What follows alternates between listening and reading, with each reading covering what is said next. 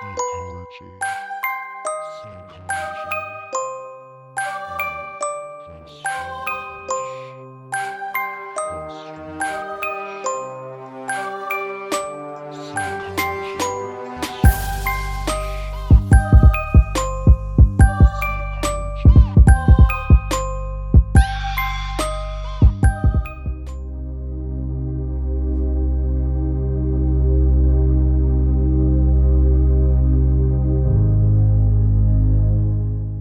There's a kind of hunger that doesn't come from the stomach. It comes from isolation, from cold, from being pushed far enough past safety that the mind starts to fracture. Every culture that survives harsh winters tells stories about what happens when people run out of food and out of each other. Not monsters born evil, but people who cross a line they can't come back from. In North America, that story is the Wendigo, a creature said to stalk frozen forests, to mimic the voices of loved ones, to hunt not just bodies, but weakness, grief, and memory. But the Wendigo wasn't created to scare children. It was created to explain something far more unsettling. What starvation, isolation, and winter can do to the human mind.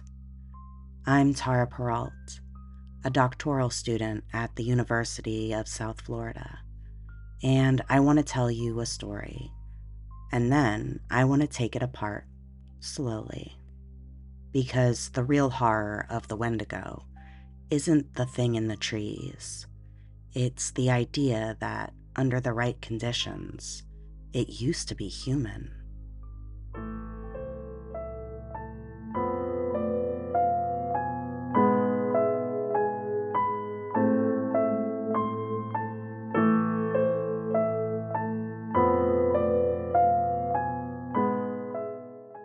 The storm had been circling the settlement for 3 days, long enough that people stopped talking about when it would end and started wondering what might come with it.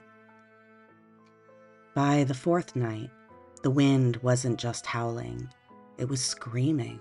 Thomas Ellery heard it through the walls of the old ranger outpost as he ladled thin stew into a tin bowl. The windows trembled with each gust, and the frost pattern crawling across them looked almost deliberate, like claw marks dragging their way inward. He didn't look too long. Some things invited notice. He ate quickly, swallowed without tasting, and placed the bowl near the stove so it wouldn't freeze.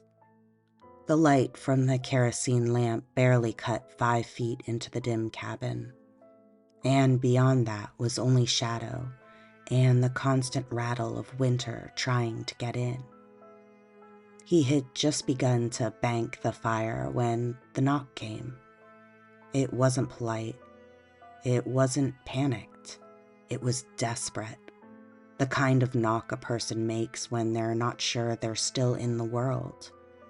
Thomas grabbed his coat, expecting a hunter injured, a trapper caught in the storm, or one of the families from across the lake. But when he opened the door, a blast of cold shoved in so violently it took his breath. A woman stood there, face raw from windburn, snow crusted in her lashes. Her coat was buttoned wrong, and one glove was missing. "He's gone," she said. "My son, Eli. He went out before dusk. He hasn't come back." Her voice cracked on the name. Thomas didn't waste time.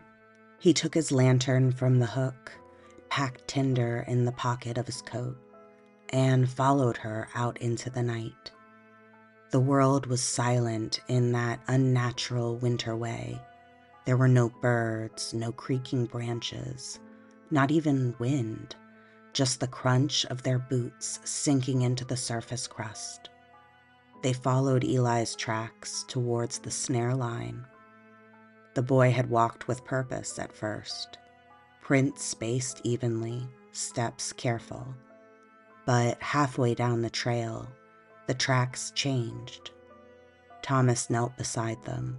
They were scattered, erratic, as if the boy had started running. "Something chased him," the woman whispered. "No," Thomas said, but he said it too quickly. They found the torn snare at the cut bank. The wire was shredded, not snapped. Something strong had ripped it apart like twine. But what froze the woman was what lay in the snow beside it. A handprint, human-shaped, but it was wrong. Too long and too thin. The fingers splayed like spider legs, digging deep into the crust. The woman's breathing went shallow. Thomas swallowed hard. "Get back home," he told her. "Keep the fire high. Don't open the door unless you hear his voice." She stared at him, wondering exactly what he might have meant, because something else might come knocking. She left quickly, running up the path as if the darkness were chasing her. Thomas turned toward the riverbank and stepped down onto the ice. The lake groaned beneath him, a long, low moaning sound, like something alive and something starving. He followed the boy's tracks until they simply stopped, not drifted over, not blown away, just stopped, as if the boy had been lifted straight off the ice. A shiver ran down Thomas's spine. Then a voice drifted across the frozen lake. "Tom." It was faint, but unmistakable. He hadn't heard that voice in 9 months. Not since he buried his wife under a stand of birch, so the spring melt wouldn't take her. He spun, lantern held high. "Anna?" he whispered. The voice came again, closer this time. Thin and trembling, exactly the way she'd sounded during the final weeks of illness. "Tom, help me." The trees stirred. Branches clicked like teeth. Thomas forced himself not to move. The wind did not blow. The air did not shift. The snow did not crunch. But the voice drifted anyway. Too smooth, too perfect, too dead. It wasn't Anna, and it wasn't human. More footsteps appeared ahead. These were deeper, heavier, placed far apart. A trail leading into the dark. With each step, Thomas felt something watching him, watching the way prey watches a predator. But it was reversed. He was the prey. Lantern in hand, he entered the spruce stand. The smell hit him first. Something sweet and rotten, like meat frozen too long and thawed too fast. Then he saw it. Eli, standing motionless between the trees. His face was pale, rimmed with frost. His eyes were wide, pupils blown. He wasn't shivering. "Eli," Thomas said gently, "your mother's waiting." "Cold," the boy whispered. "So cold." Thomas stepped closer, raising the lantern. That's when he saw the blood. Not on Eli, on the tree behind him. Long vertical streaks, as if something with claws had braced itself there. And below, scraps of fabric, half frozen to the tree trunk. A shirt, jeans, something with a patch that read Collins. Thomas's stomach dropped. Collins had been a hunter from a nearby village. He'd disappeared 2 winters ago during a famine. People said he'd starved. Others whispered a darker truth, that some men choose survival over humanity, and winter punishes them for it. Thomas swallowed hard. A branch cracked, a sharp, decisive sound that echoed through the trees like a gunshot. Eli flinched. Thomas froze. Something stood in the dark behind the boy.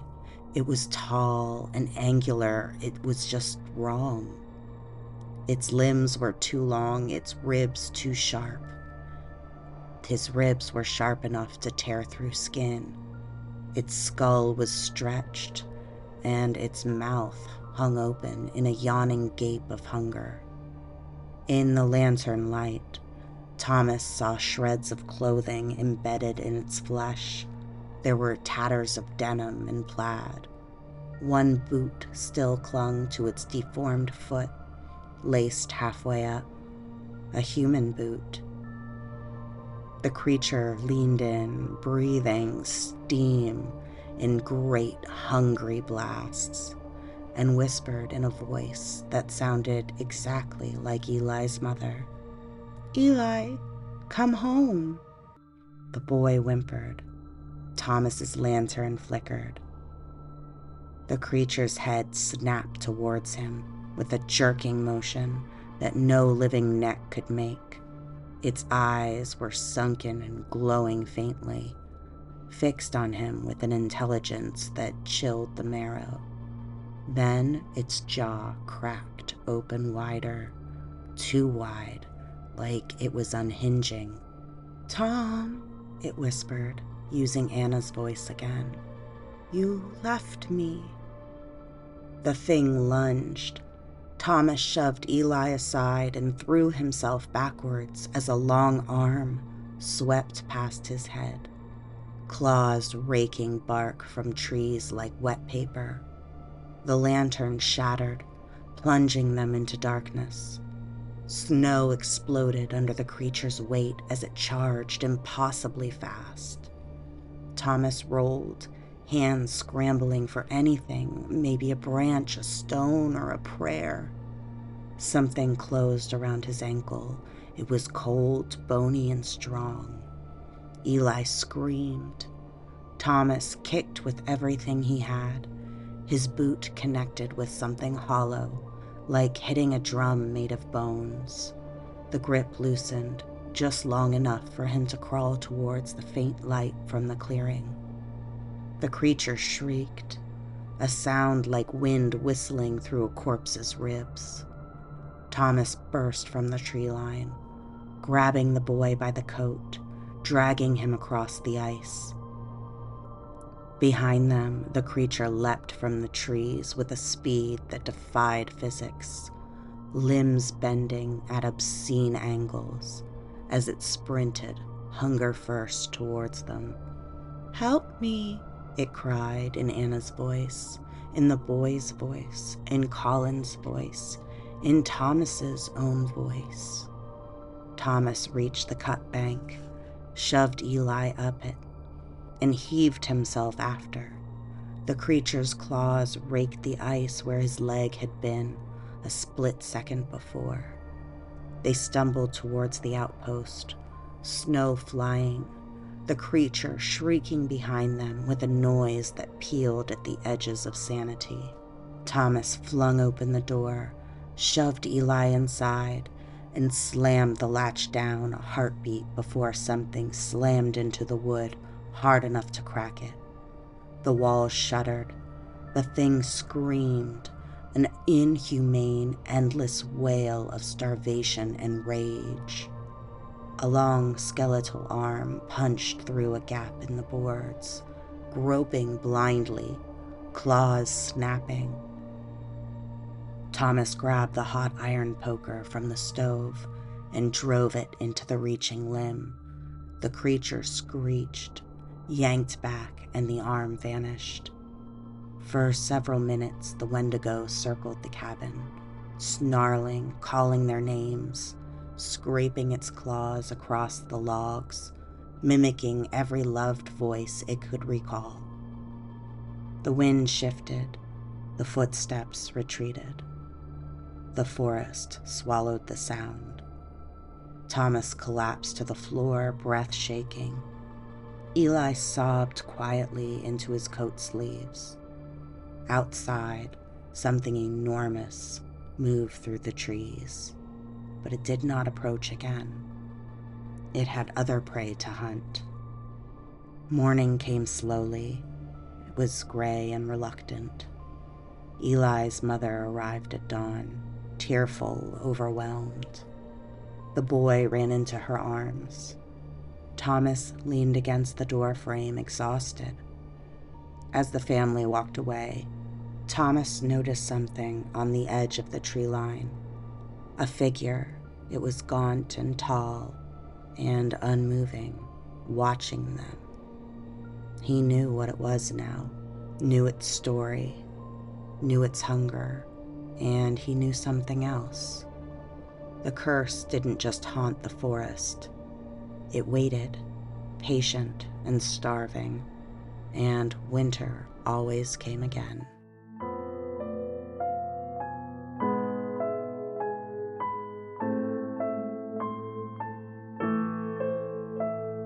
Wendigo stories are some of the oldest and most psychologically complex winter legends in North America. They weren't created for entertainment. They weren't cautionary tales for children. They were moral, ecological, and emotional warnings about what hunger does to the human mind. And when we talk about the Wendigo, we're not really talking about a monster. We're talking about extremes. Extreme deprivation, extreme isolation, extreme winter, and the way those pressures deform the psyche. Let's break that open.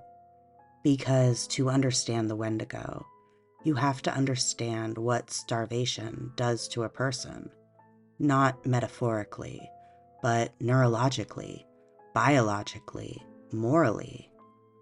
You also have to understand what winter means in a psychological sense. A season that strips away illusions of safety and challenges our most basic assumptions about being human. And then finally, you have to understand why the story insists the Wendigo used to be a person. That detail matters, because the real horror is not the creature in the trees. The real horror is what a human can become under the right conditions.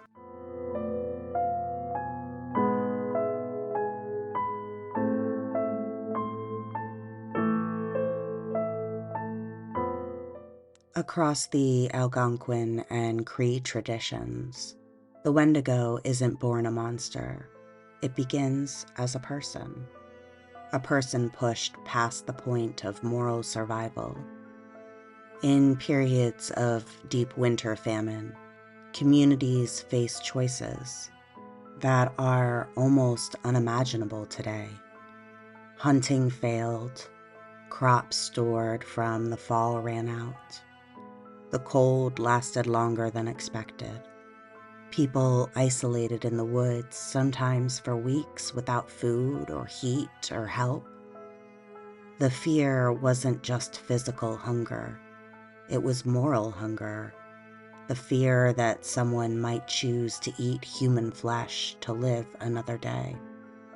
And once that line was crossed, the belief was that something inside the person tore open. Something essential left. Something else took its place. The body changed, but the hunger changed first. The Wendigo myth isn't about cannibalism by itself. It's about what the act symbolizes, a collapse of human boundaries. The Wendigo doesn't just want food. It wants life, breath, warmth, and people. And the reason it can't stop is simple. The hunger is no longer human hunger. It's hunger as identity. Psychologically, this echoes something we see across cultures. Monsters that represent the loss of self when basic needs go unmet. Creatures born from scarcity, psychic fractures formed in the cold. The Wendigo is the embodiment of starvation so complete, it becomes its own consciousness.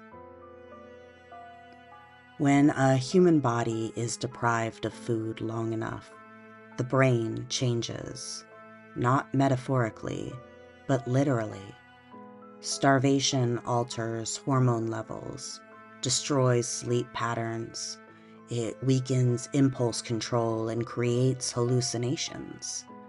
People begin hearing voices, seeing figures that aren't really there, feeling watched when no one is around. And one of the most consistent psychological features of starvation is obsessive, intrusive thinking about food. Food becomes the axis of existence. Warmth becomes obsession. Survival becomes the fixation. The Wendigo myth takes this truth and extends it into a supernatural metaphor. A person so consumed by hunger that their identity dissolves. A body that becomes a vessel for craving. A mind that turns predatory because all higher functions have collapsed. Every detail of the Wendigo reflects starvation psychosis. Its slender skeletal frame mirrors a body consumed from the inside out, stripped of anything unnecessary for survival. The endless cravings and inability to ever feel full echoes the obsessive, intrusive hunger that dominates the starving mind, where food ceases to be a need and becomes the center of existence. The way the Wendigo tracks heat and breath reflects a nervous system narrowed to the most basic signals of life, attuned only to warmth, movement, and proximity. Its fixation on living bodies as food marks the collapse of normal boundaries between person and resource, while the deterioration of empathy captures what happens when higher social and moral functions shut down under extreme deprivation. It's what happens when hunger becomes the only sense that still works. One of the most disturbing Wendigo traits is mimicry. It doesn't just walk behind you, it calls your name. It uses the voices of people you've loved, someone you might have lost, someone who has no business being in the dark. The idea of a predator using human-like cues is profoundly unsettling. It disrupts the entire system we use to identify safety. Humans are wired to respond to voices, especially familiar ones. So a creature that imitates those voices breaks the rules of recognition. It hijacks attachment. It weaponizes grief. And grief is a doorway. People in grief are vulnerable to illusions. We hear our dead in dreams. We hear them in memories. We hear them in sounds that resemble their voice. A predator that uses that vulnerability, real or imagined, targets the most human part of the psyche. The Wendigo doesn't hunt the body first. It hunts the mind. It lures you with longing. It uses the part of your brain that wants to believe. The reason why the Wendigo myth is so powerful is because the creature is not an other. It used to be someone, a father, a trapper, a neighbor, a friend, someone who broke under pressure. This echoes real shifts seen in extreme survival situations, including moral injury, where individuals violate deeply held values in order to survive, dissociation as the mind distances itself from the unbearable experience, and depersonalization, in which a person no longer feels fully present in their own body. Identity can begin to fragment under sustained threat, leaving the individual disconnected from who they were before the crisis, while trauma-induced derealization alters the perception of reality itself, making the world feel distant, unreal, or distorted. In extreme conditions, the brain can split itself off from the parts that feel guilt, shame, or empathy. Those pieces don't disappear, they go dormant. The myth says that's when the curse enters. In modern psychology, we'd say that's when the mind becomes unrecognizable even to itself. The Wendigo is a person who no longer fits human categories. They have crossed a moral boundary and cannot return. Their humanity didn't vanish, it broke, and something else grows in the cracks. Winter changes perception. The long nights, the cold, the isolation. It narrows awareness, thins boundaries, distorts sound. Cabin fever isn't just boredom. It's the nervous system reacting to sensory deprivation. Your brain becomes hyper-aware of movement, of sound, of breath, of the feeling of being watched. People become more susceptible to suggestion, more prone to superstition, more vulnerable to fear that arrives without shape. Every culture with harsh winters created winter monsters, not to entertain, but to explain the strain of scarcity. The Wendigo is the North American expression of that strain. It's what happens when winter becomes a predator. And in that sense, the creature isn't supernatural. It's symbolic. It's the story communities used to say, this is what hunger can turn us into. This is what winter can make of a person. This is what happens when the mind breaks under the cold. So the Wendigo myth forces us to ask a question no one wants to answer. What part of your humanity depends on comfort? And what part survives when comfort disappears? Extreme deprivation strips the mind to its core.